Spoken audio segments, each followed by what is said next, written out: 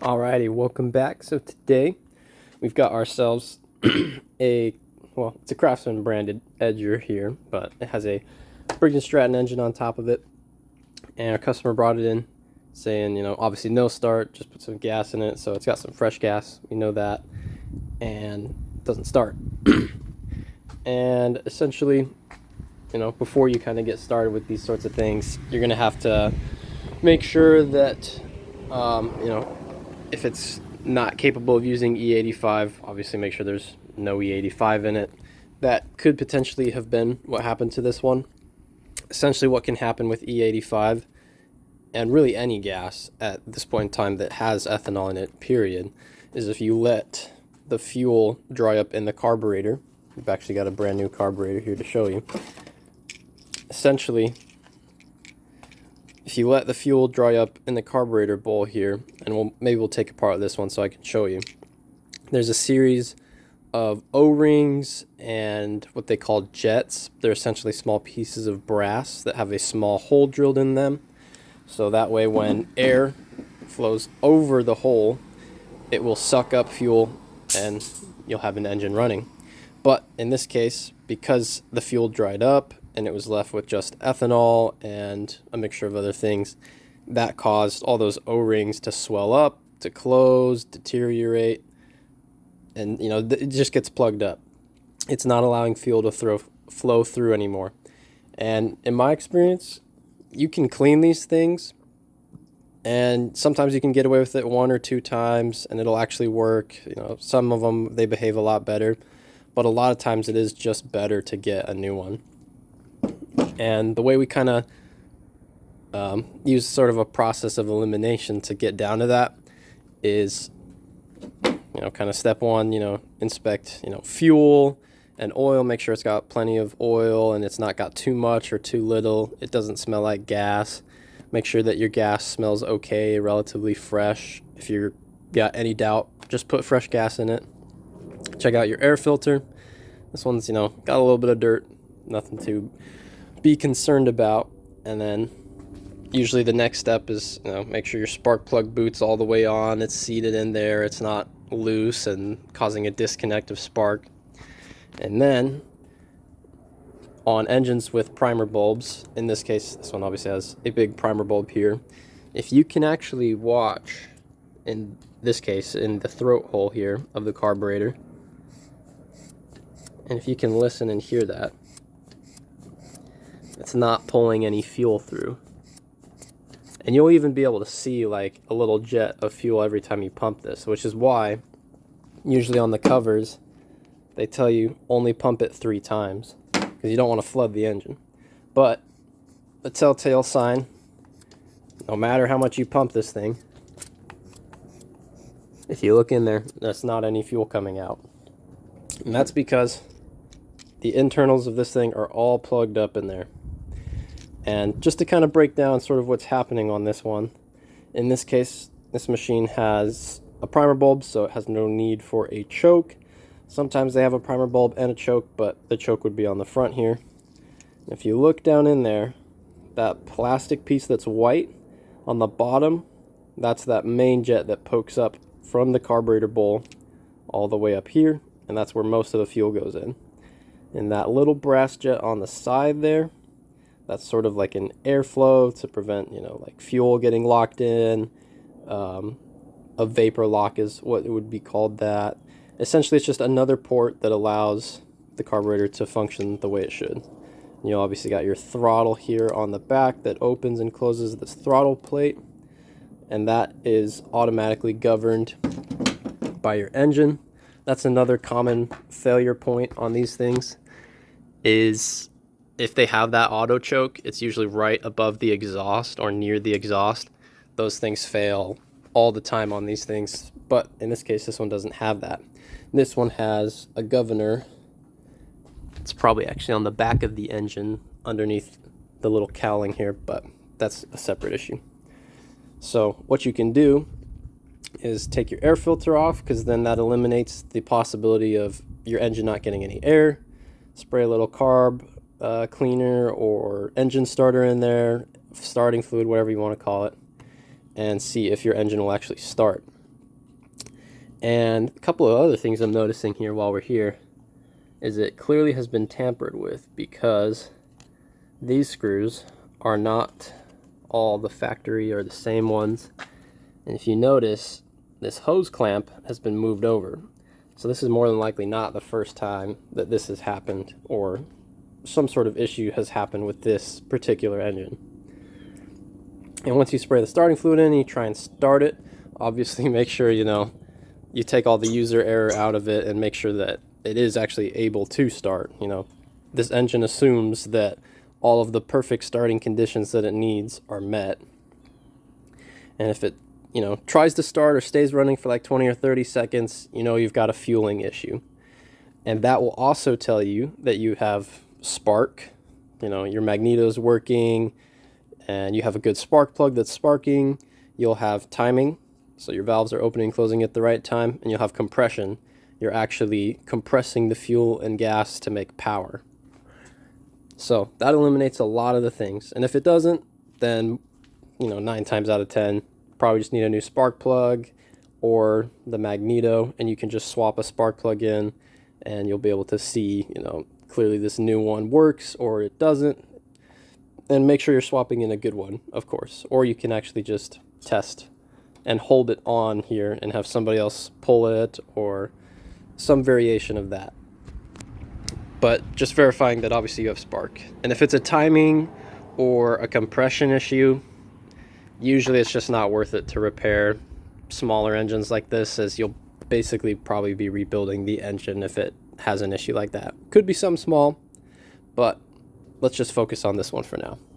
So what we're going to do, because now we know that our carburetor is having an issue, is we're going to grab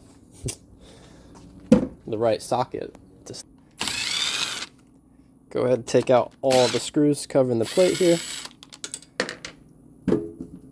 Obviously try and keep track of this. This is pretty universal for any 450, 500, 550, 600, 650 series Briggs & Stratton engines. They all tend to have this same carburetor design and everything. Your top one up here, that's just your breather tube for your engine. Always make sure that gets plugged in, because if it isn't plugged into this, your engine will be breathing unfiltered air. And that's not good. So now, want to make sure, of course, that your fuel is disconnected. And this part can get a little messy, so I recommend having some paper towels on hand. And pinching off your fuel lines. This particular fuel line, to be obvious.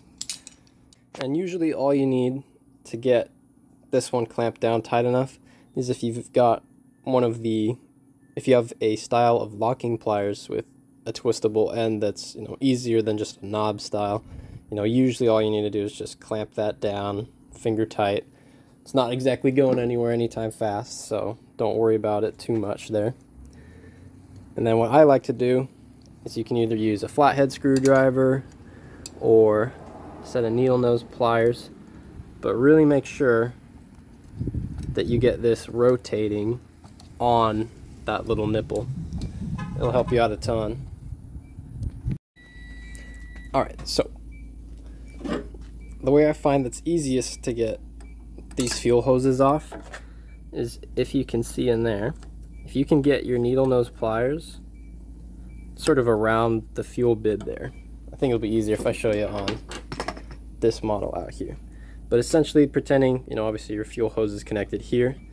Essentially what you're trying to do is get it broken free by having it rotate on the fuel bib, or the barb fitting there, and being ever so careful to try and apply outward force, because after a while these plastic barb fittings, they can get a little brittle, and if you break it off, it's pretty much game over, because it's connected to the top, the most essential part, essentially the guts of the carburetor itself, because typically you can find a used bowl or other bottom parts pretty easily, but if you break that off, you'll probably just end up having to buy a new carburetor because, well, usually that can be the part that gets messed up pretty bad, and you know, that's obviously the most desired part, essentially, is the insides of the top.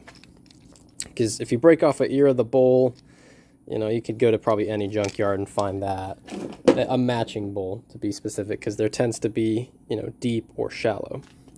But once you do that, and make sure obviously that you got your fuel line pinched off there, you're going to want to just essentially pull your carb off, drop your own, you know, just the little vent there. It's nothing too particularly important. And then all you got to do to get off the top there is rotate your carburetor a 90 and then just pull it straight off. And there's still going to be fuel in there, residual fuel, so make sure obviously that goes in a safe place. And then some things to just double check on, or make sure to watch out for. As you can see, there are the O-rings left behind on, you know, obviously your intake over there. And just make sure that whatever you're putting on there, in this case you can see on this one, already has both of those O-rings. So if you try to mash like 3 or 4 O-rings in there, you know, that could prevent your engine from running well, because it'll be sucking in air that's not going through the part where the engine assumes the air is coming through, essentially, or should be coming through. And you know, if you want, you can take just one last kind of double check glance, you know, make sure that you've got the same carburetor part for part. In this case, there are a couple varieties of these. We've got ourselves I think that's a 590536. And a lot of them are cross-compatible with different engines and whatnot, but there's a lot of just little things that can be different on these that can prevent your engine from running correctly. So when we go to put it back on, it's just the same process as coming off. Just make sure that obviously gets on there. And if you want, you can clean up the intake a good bit, just in case, you know, there's any dirt in there. But one of the most important things to watch out for, especially on these plastic carbs, is you don't break this off when you're putting it in here, because if it's ever so slightly off, I guarantee you will break that trying to put it on there. And then basically just try and get it to push on there, because the only thing that really holds this thing on is just the pressure from those O-rings sitting on there. And then obviously, this is kind of a two-handed operation, but don't worry, tripod coming soon. Then try and obviously get your fuel line on. Sometimes it's easier to put your fuel on before. Sometimes it isn't. But we got it. Let that fuel start flowing again. Go ahead, and since you've got all this space, get that fuel clamp put all the way back on. And if you're worried about ruining fuel line, so as you can see, there's really hardly any damage. You know, it's perfectly fine. You can stick a little piece of rubber or a paper towel just in between the jaws of the teeth, just to make sure that you don't do any damage to your fuel line there. Because if that starts leaking, you know, it's going to smell bad for one, and that's going to be costing you money. So sometimes it's worth just that little extra bit of effort.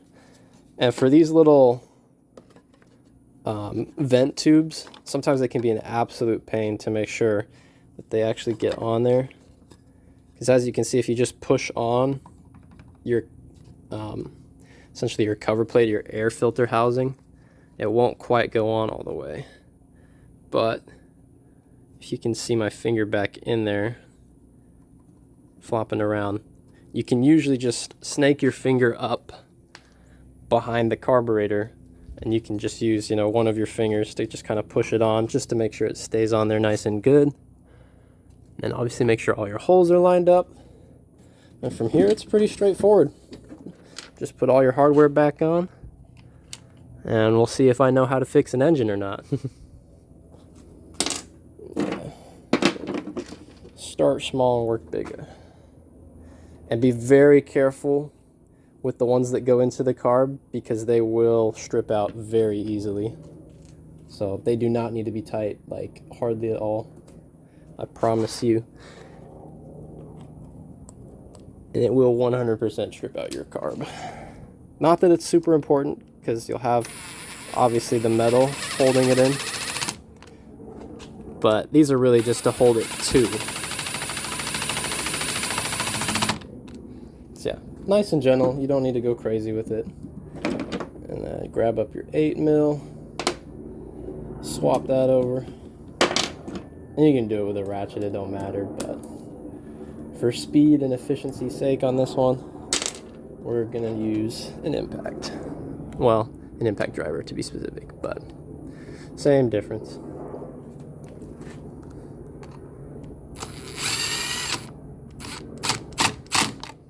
Oh, maybe we're a little bit hasty on that one.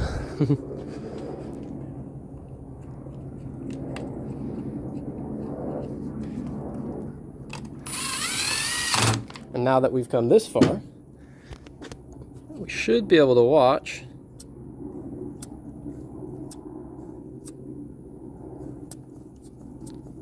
see. I'm not sure if you can hear that. Oh, now we have fuel coming out of it.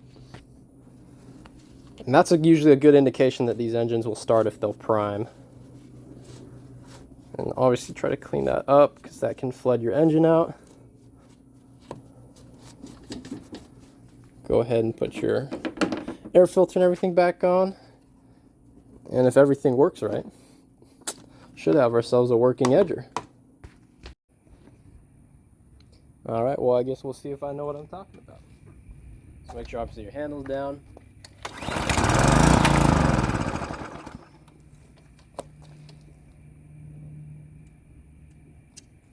Well, it started. That's a good start.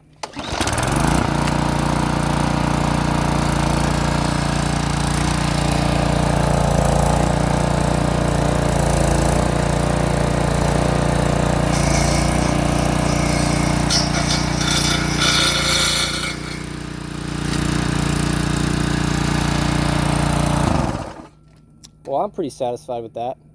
And one more thing before the video ends. You might have noticed, obviously, it didn't stay running on that first time.